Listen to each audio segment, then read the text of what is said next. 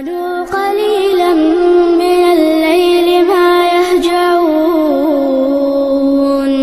وبالأسحار هم يستغفرون.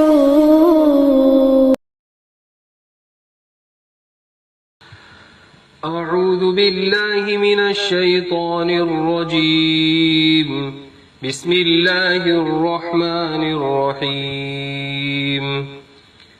سبح اسم ربك الأعلى الذي خلق فسوى والذي قدر فهدى والذي أخرج المرعى فجعله غثاء أحوى سنقرئك فلا تنسى إلا ما شاء الله إنه يعلم الجهر وما يخفى ونيسرك لليسرى فذكر إن نفعت الذكرى سيذكر من يخشى ويتجنبها الأشقى الذي يصلى النار الكبرى ثم لا يموت فيها ولا يحيا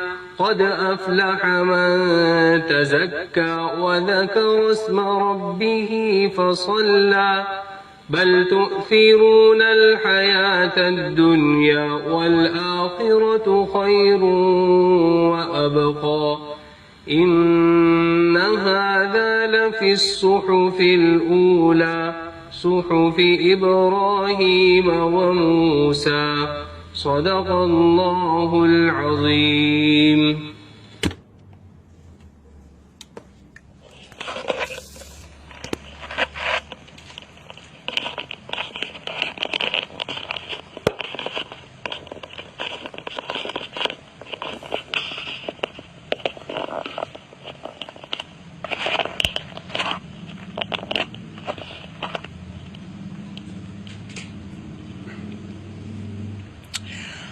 الحمد لله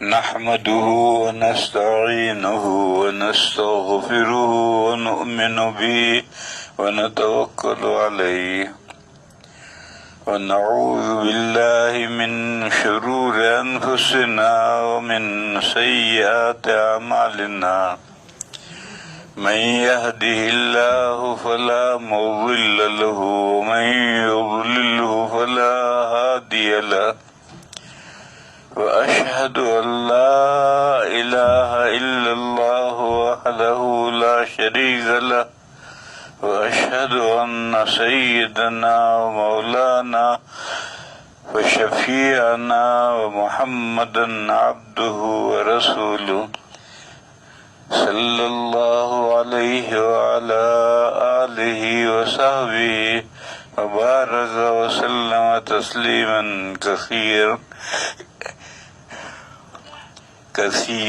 كثيرا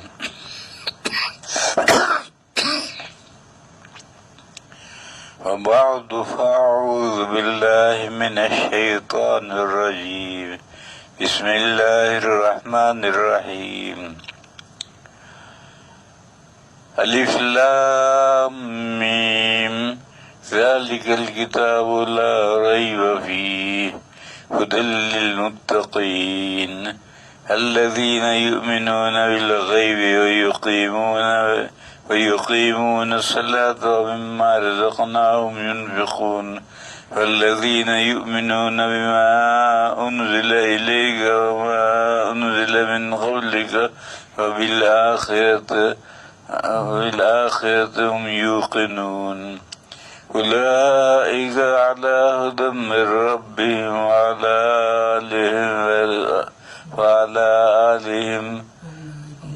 أولئك على هدى من ربهم وأولئك هم المفلحون.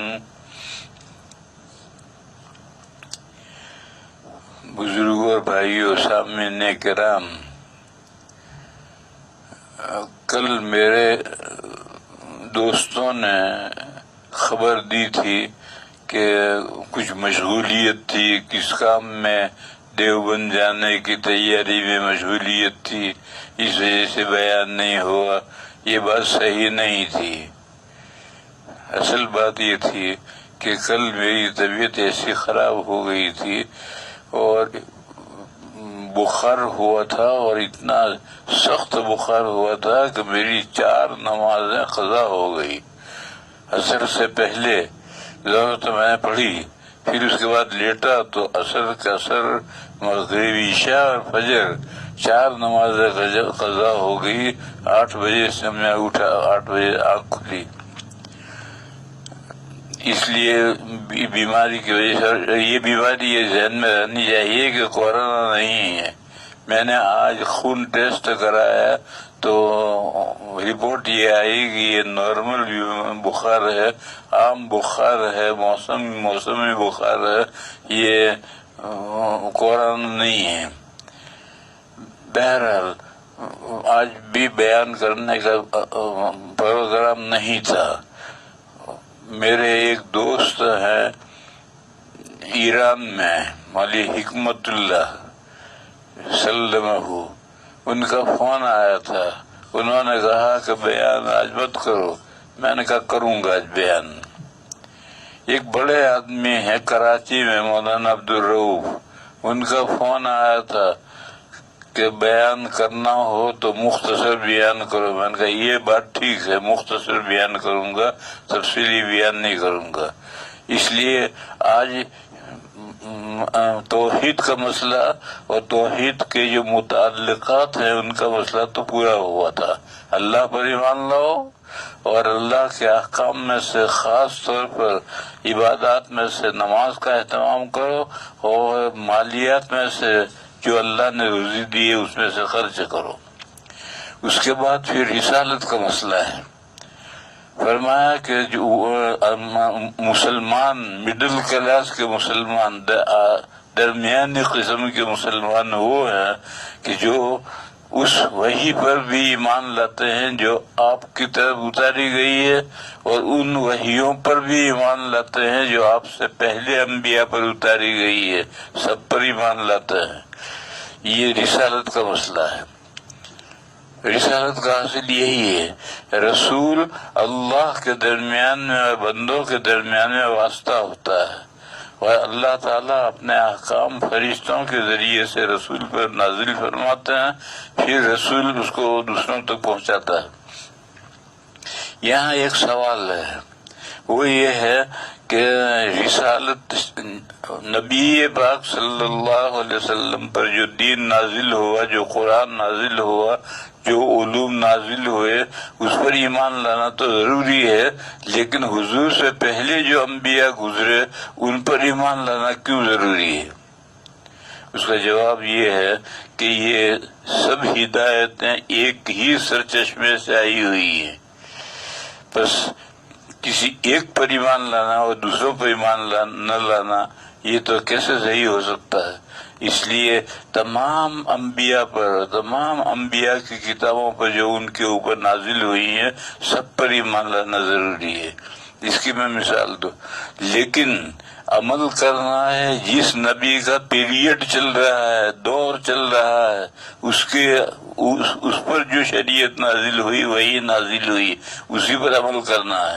گزشتہ انبیاء پر جو وحیاں نازل ہوئی اس پر ایمان تو لانا ہے، مگر ان کی وحیوں پر عمل نہیں کرنا۔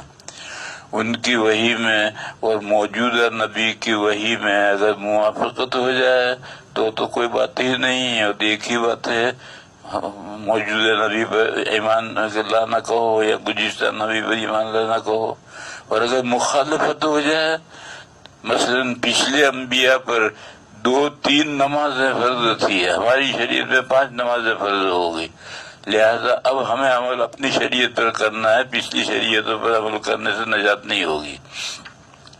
یہاں سوال یہ ہے کہ جب تمام انبیاء پر جو ہدایات آئی ہے، جو وحیاں نازل ہوئی، وہ ایک ہی سرچشمے سے آئی ہیں، اللہ کے یہاں سے وہ سب ہدایتیں آئی ہیں، تو پھر کسی بھی نبی پر عمل کر لے تو کیا حرج ہے؟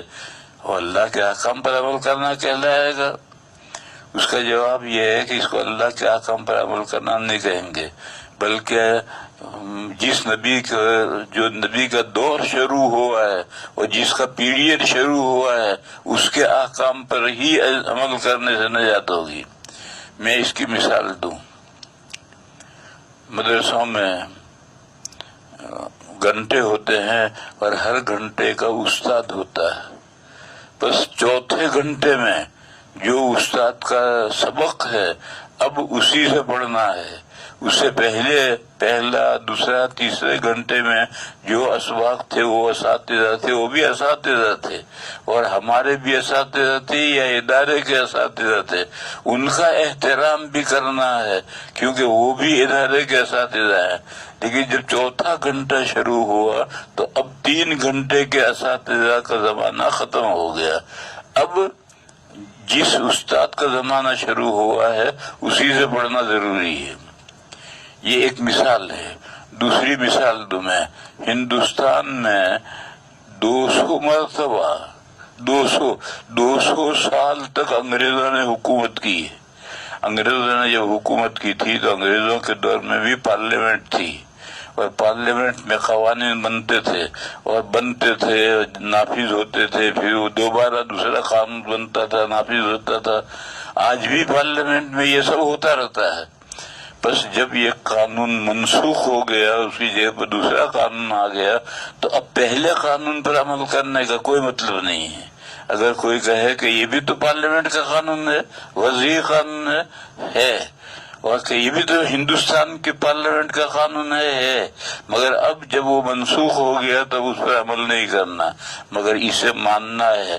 گزٹ میں وہ سب قوانین ترتیب وار چھپے ہوئے کہ فلاں سن میں یہ قانون بنا تھا، پھر ختم ہو کر اس کے بعد فلاں سن میں یہ قانون بنا، سب ہے اور ان سب کو ماننا ہے کہ یہ ہندوستان کی پارلیمنٹ کے سارے قوانین ہیں، مگر آج کی پارلیمنٹ نے جو قانون نافذ کیا ہے اسی پر عمل کرنا ہے، تو پہلے قوانین پر عمل کرنے سے نجات نہیں ہوگی۔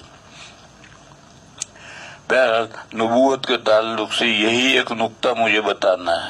لوگوں کے ذہنوں میں یہ سوال آتا ہے کہ جب تمام انبیاء برحق ہیں، ان کی کتابیں برحق ہیں، پھر موجودہ نبی ہی پر ایمان لانا کیوں ضروری ہے؟ اس کی وجہ میں نے سمجھائی کہ سب ایک سرچشمے سے ہدایتیں آئی ہیں، سب اللہ کے بھیجے ہوئے رسول تھے، مگر سب کے زمانے مختلف تھے، لہذا جس کا جب زمانہ تھا اس وقت اس نبی کی ہدایت پر عمل تھا۔ اب آخری پیغمبر تشریف لائے ہیں، اب آپ کے بعد کوئی پیغمبر آنے والے نہیں ہیں، اور آخری پیغمبر کیوں آئے ہیں؟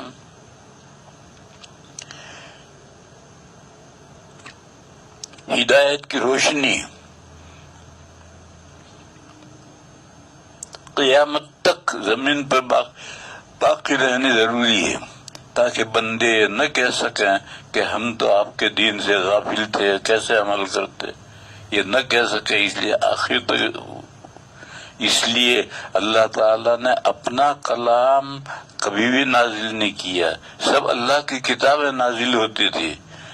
پھر جب دور آخر آیا اور آخری پیغمبر آئے تو ان پر اللہ نے اپنی کتابیں نازل کی، اپنا کلام نازل کیا، اور اللہ کا کلام ہوا لا مبدل لکلمات اللہ، اللہ کے ان باتوں کو کوئی بدل نہیں سکتا ہے۔ آج تک 1400 سال ہو گئے ہیں، قرآن کریم کا زبر زیر ادھر سے ادھر کوئی نہیں کر سکا ہے، اسی حال میں قرآن کریم محفوظ چلا آ رہا ہے جس حال میں نازل ہوا تھا۔ یہ اللہ نے اپنا کلام کیوں نازل کیا؟ تاکہ یہ قیامت تک باقی رہے۔ جب قیامت کا بالکل قرب آئے گا تو قرآن کریم اٹھا لیا جائے گا، لیکن جب تک قیامت نہیں آئے گی وہاں تک تو قرآن کریم باقی رہے گا، کیونکہ اگر قرآن کریم نہ باقی رہے تو ہدایت کی روشنی کیسے باقی رہے گی؟ اور ہدایت کی روشنی ضروری ہے۔ یہ قصہ مجھے یاد آیا، ایک مرتبہ میں ملاقات کے لیے گیا، یورپ کا سب سے بڑا پادری تھا یہودیوں کا، اس سے ملاقات کرنے میں گیا۔ اسے اپوائنٹمنٹ لے کر کے پروگرام لے کر کے میں گیا تھا. میں نے اس سے چند سوالات کیے تھے. ان میں سے ایک سوال یہ کیا تھا کہ تم یہ کہتے ہو کہ موسیٰ علیہ السلام کا مذہب آخری مذہب ہے. چلو مان لو کہ آخری مذہب ہے اور موسیٰ علیہ السلام کی تورات اور موسیٰ علیہ السلام کا دین قیامت تک چلے گا.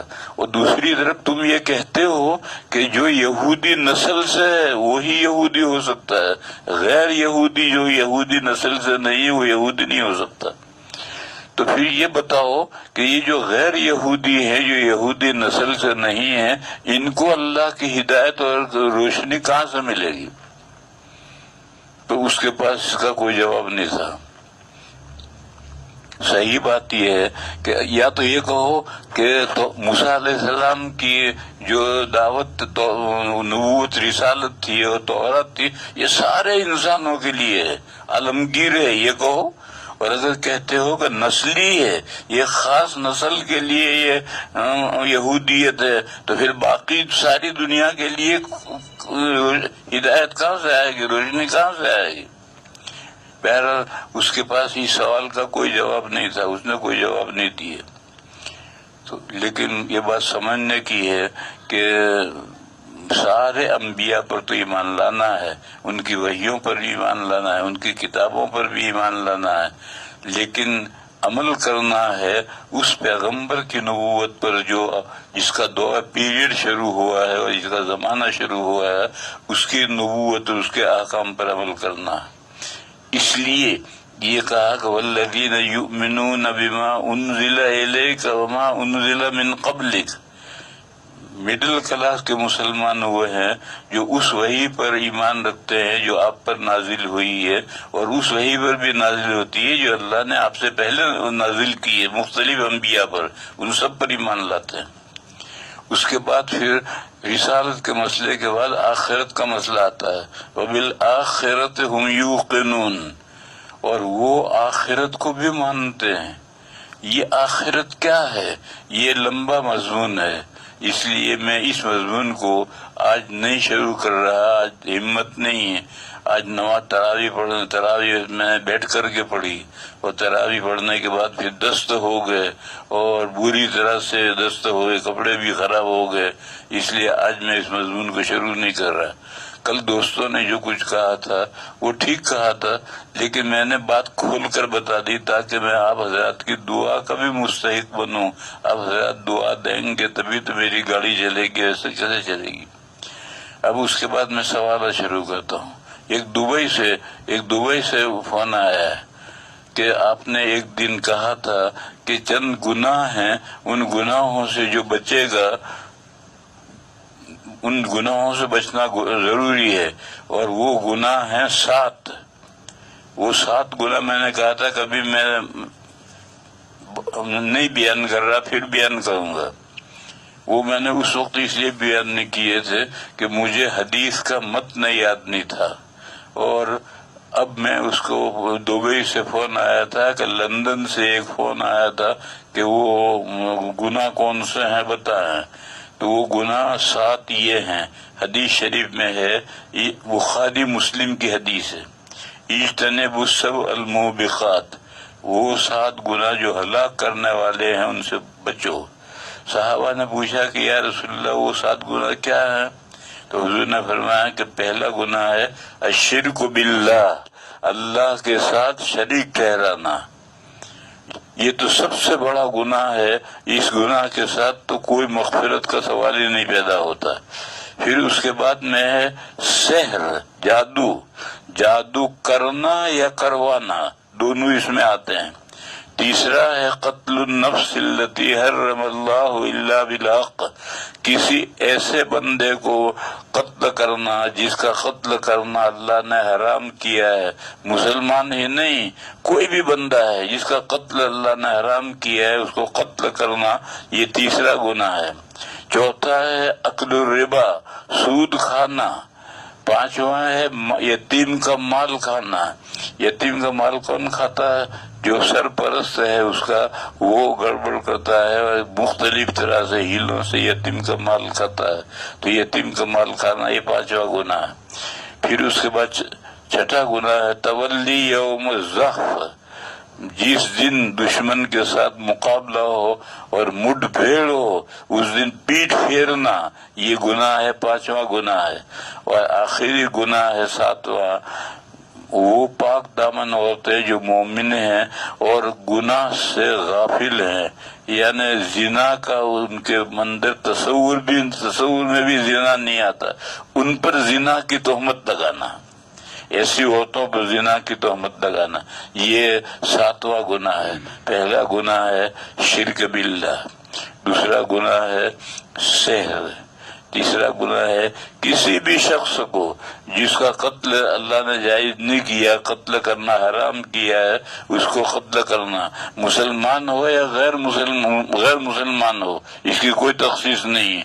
जिसका कत्ल हराम है उसको कत्ल करना। सूद खाना यानी लेना और देना भी उसी दर्जे का गुनाह है, क्योंकि जब कोई देगा तब कोई लेकर खाएगा, लिहाजा सूद लेना और देना एक दर्जे के गुनाह है। और यतीम का माल खाना, ये आम तौर पर जो वली है, सरपरस्त है, ये खाएगा, दूसरा तो खाएगा तो ये सरपरस्त उसका सर फोड़ेगा, लेकिन दूसरा भी खा सकता है। लिहाजा यतीम का माल कोई भी खाए ये गुनाह है। और जब दुश्मन के साथ मुकाबला हो और मुठभेड़ हो उस वक्त में पीठ फेरना ये गुनाह है। और तीसरा तोहमत लगाना ऐसी मोमिन औरत पर जो पाक दामन है, जिसके जहन में भी कभी जिना का तस्वुर नहीं आया, ऐसी औरत पर जिना की तोहमत लगाना। ये मैंने पिछले सवाल का जो दुबई से आया था उस सवाल का जवाब दिया। उसके बाद बहुत सारे सवाल आए हैं और तफसीली सवाल हैं, इसलिए उन सवालात को आज नहीं बयान करता, उनको भी मुअख्खर करता हूँ कल पर। व आखिर दावाना अनिल हम्दुलिल्लाह।